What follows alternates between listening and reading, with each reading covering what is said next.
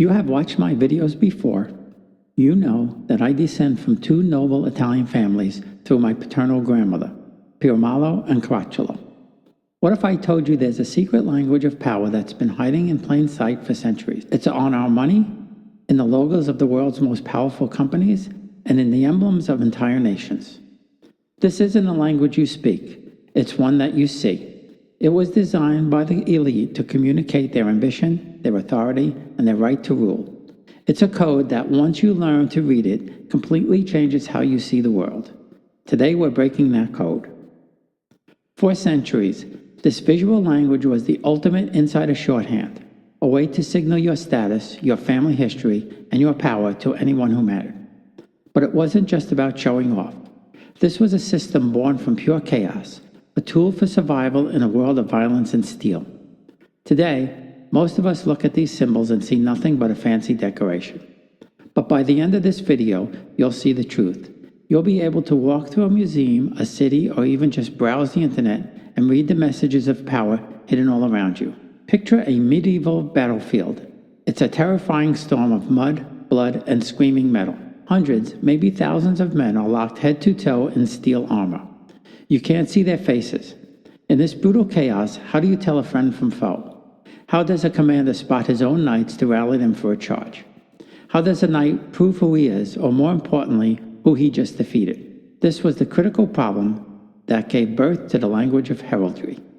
It was a matter of life and death. Identification was everything.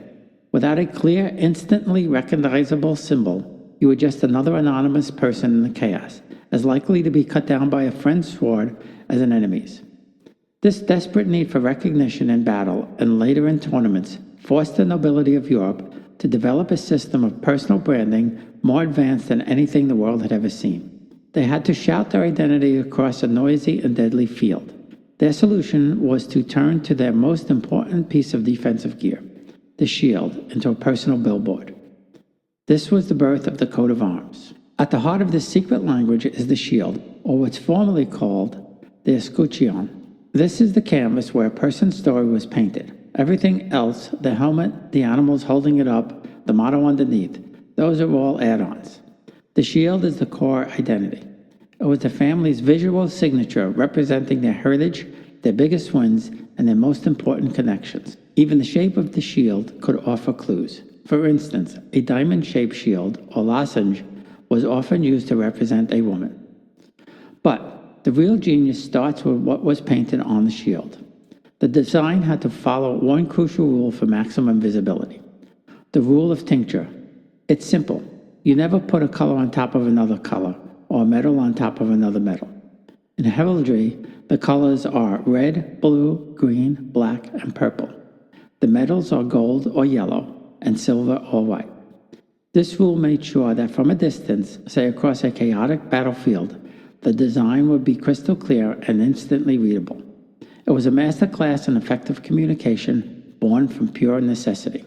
To really read a coat of arms, you have to understand its grammar.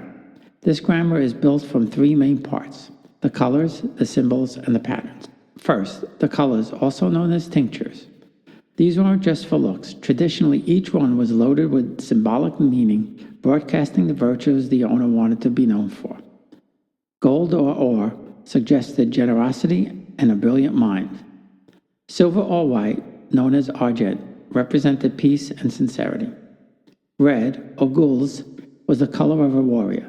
It meant military strength, leadership, and even a willingness to die for a cause. Blue, or azure, was the color of truth and loyalty, projecting unwavering commitment. Green, or vert, symbolized hope, joy, and a connection to the land. Black, or sable, stood for constancy and sometimes for grief. And purple, or purpure, was the color of royalty, sovereignty, and justice. So, a knight with a red and gold shield wasn't just being flashy. He was sending a clear message: I am a generous and powerful warrior. Next up, known in heraldry as charges. These are the images on the shield, and they're basically the nouns of this visual language. While there are hundreds of different charges, a few are way more common and powerful than the rest. The undisputed king of the heraldic zoo is the lion. The lion represents ferocious courage, nobility, and leadership. Even its pose matters. A lion standing on its hind legs, known as a rampart, is a symbol of fighting aggression. A lion walking while looking at you, or passant gardant, represents watchfulness and prudence. The eagle is another powerful player, often representing nobility, strength, and a direct link to empires, famously used by Rome and later the Holy Roman Empire. A bear signifies raw strength and a fierce protective nature over one's family. A boar's head was a symbol of hospitality. Even mythical creatures were popular. The griffin, a mashup of eagle and lion, symbolized the ultimate combination of intelligence and strength. And the unicorn represented purity, courage, and nobility. Objects were also powerful charges. A cross often pointed to faith and service in the Crusades. A key symbolized knowledge and guardianship. A crescent moon could represent hope or even greater glory. Finally, you have the patterns or ordinaries. These are the simple geometric stripes and shapes from the foundation of many coats of arms. A horizontal stripe across the middle, the fess, represented a military belt or girdle of honor showing its readiness to serve. A vertical stripe, the palais, symbolized military strength. A V-shape, the chevron, often stood for protection or the accomplishment of building a fortress or church. Even the style lines had meaning. A wavy line could represent the sea, while a jagged indented line could represent fire. Okay, so now that we have the basic vocabulary and grammar, let's put it all together. Let's try to read one of the most famous complex coats of arms in the world, the Royal Arms of the United Kingdom. Right in the center is the shield, which is divided into 4 quarters, symbolizing the union of different kingdoms. In the first and fourth corners, you see the arms of England, 3 golden lions, passant gardant on the red background. This translates to English watchfulness, prudence, and warrior strength. The second quarter has the arms of Scotland, a red lion rampart surrounded by a fancy double border with fleur-de-lis. This symbolizes the ferocious courage of the Scottish monarchy. The third quarter holds the arms of Ireland, a golden harp on a blue background, representing the historic kingdom of Ireland and its deep connection to the arts and loyalty.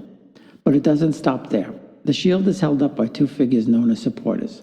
On the left, a crowned golden lion for England. On the right, a silver unicorn in chains for Scotland.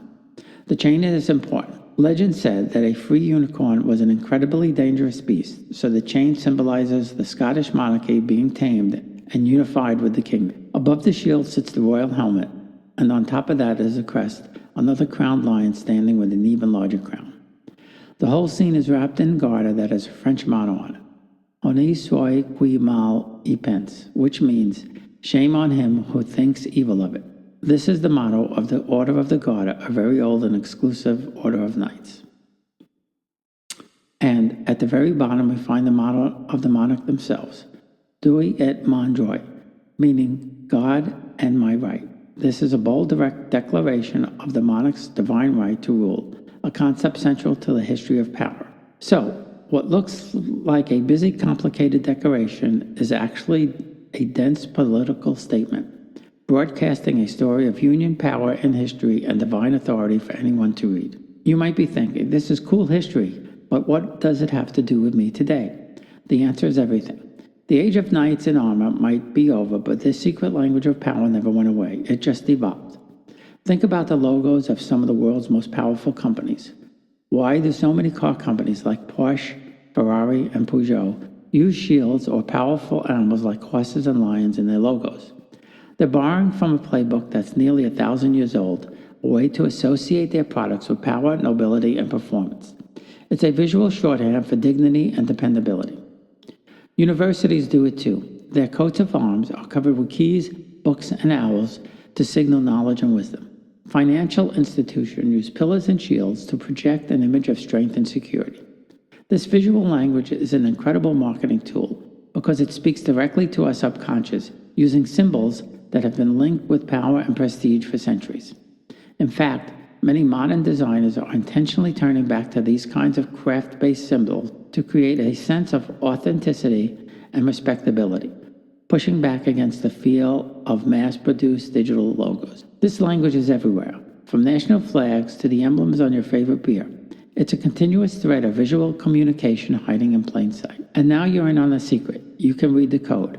The next time you see a coat of arms on an ancient castle or modern logo that feels just a little bit regal, you'll know it's not an accident. You'll be able to see what it's really saying. If you enjoyed breaking this ancient code with us, be sure to like the video and subscribe for more deep dives into the hidden stories that shape our world. And let us know in the comments below what is the most interesting symbol, modern or ancient, that you've come across.